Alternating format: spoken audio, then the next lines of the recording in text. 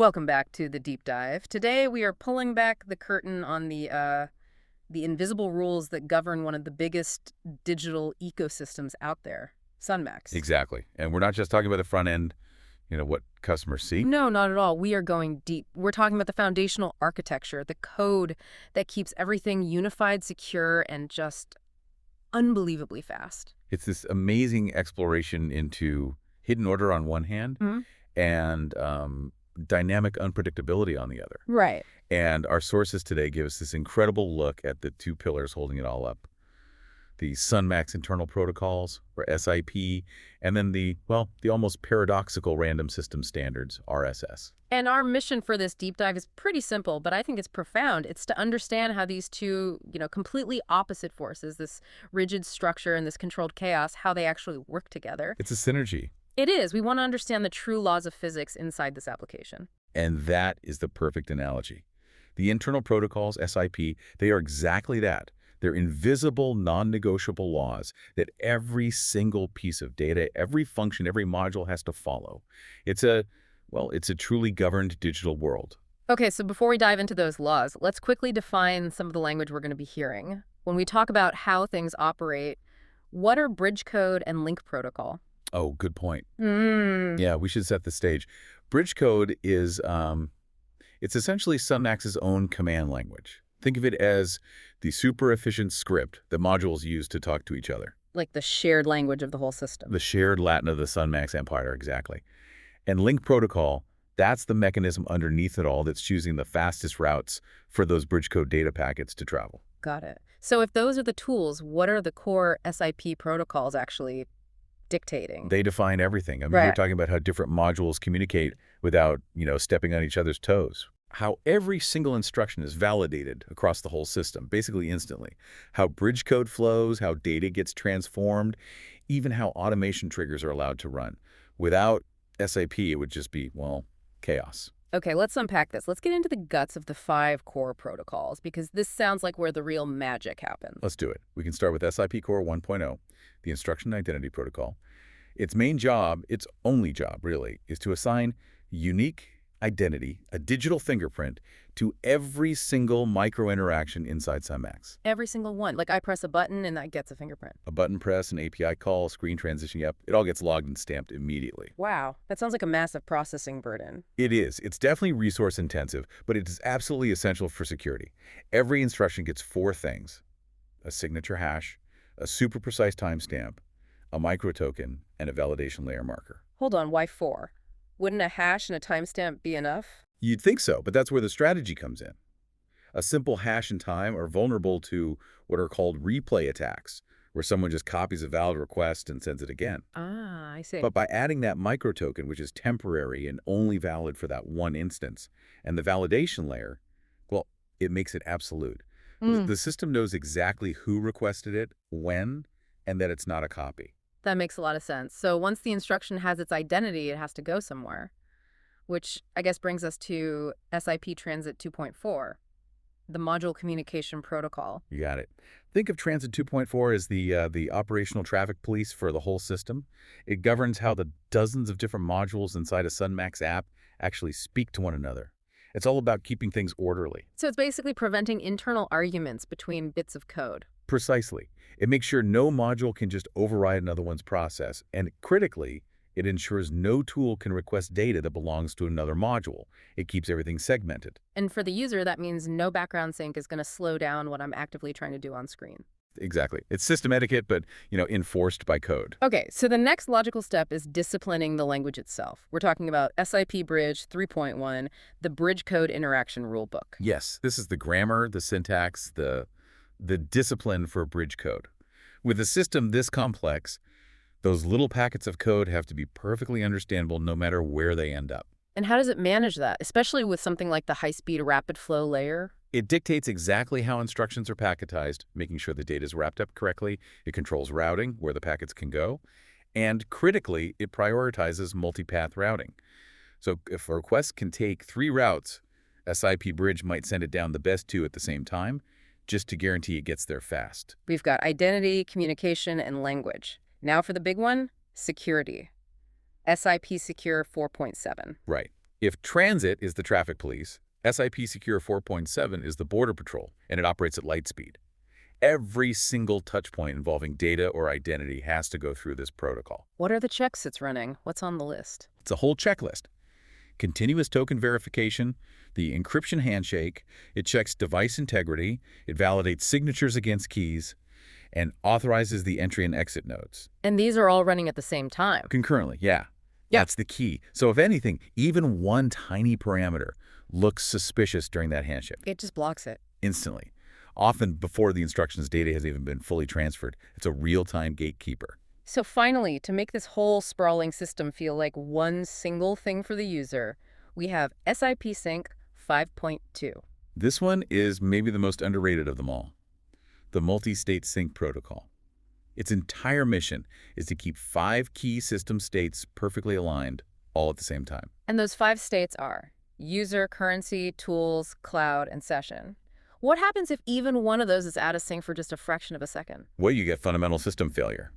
Or, even worse, a vulnerability you can exploit. Like a double spend problem. Exactly that. If the currency state and the cloud state don't match perfectly, you could theoretically register the same value in 2 places at once. SIP Sync makes all 5 states interdependent. They all have to match at every single moment. That's why the app feels so consistent. Okay, so that covers the strict laws, the Yeah. foundation. But this is where, for me, the deep dive gets really, really interesting.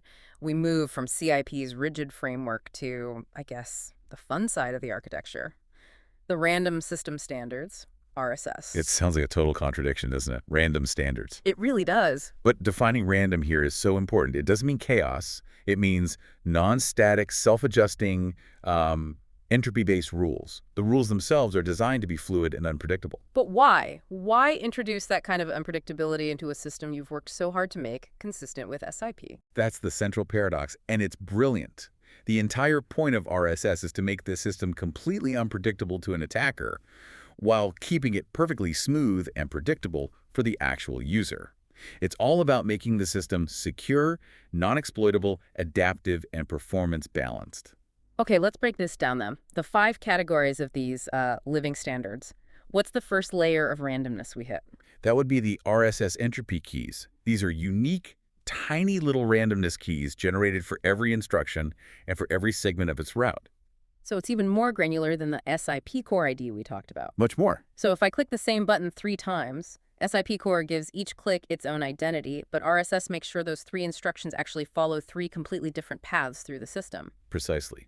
The entropy keys make sure no 2 requests follow the exact same path, even milliseconds apart. It's designed specifically to stop deterministic attacks. An attacker can't map the network because the map they're trying to draw only exists for a fraction of a second. It's like trying to navigate a city where the street names change every few seconds. That's a perfect analogy. And it leads right into the next one. RSS dynamic route shift. The internal roadmap is literally moving. Wow. The internal routing tables, the actual pathways data takes, they shift every few milliseconds. It's not a huge shift, but it's enough to change data lanes, modify the hops, and constantly rebalance the load. So why is that better than just having a really well-encrypted static route? Because even with encryption, a dedicated attacker can analyze the timing and volume of data on a fixed route. By constantly shifting the routes, RSS makes that kind of analysis impossible. A module is never dependent on one single path. Okay, so let's talk speed. In a system built for speed, you can get overwhelmed by request flooding. That brings us to the RSS smart delay algorithm, which sounds wrong. Delay. Why would you ever intentionally slow things down? It's a critical question. And it's not really about slowing things down, it's about optimizing flow control. The standard inserts these calculated micro delays, we're talking microseconds, at very specific choke points. So it's not throttling, it's more like traffic metering. Exactly. The micro delays prevent request flooding, and they even out any surges in the network. And the most important part is that these delays are engineered to be completely below the threshold of human perception. You never feel it. That's incredible. Okay, next up is the interrupt balancer. In a system this complex, different processes must be fighting for resources all the time. How does it decide who wins? It's like an internal chief of staff. Yeah. It's deciding process priority when things conflict.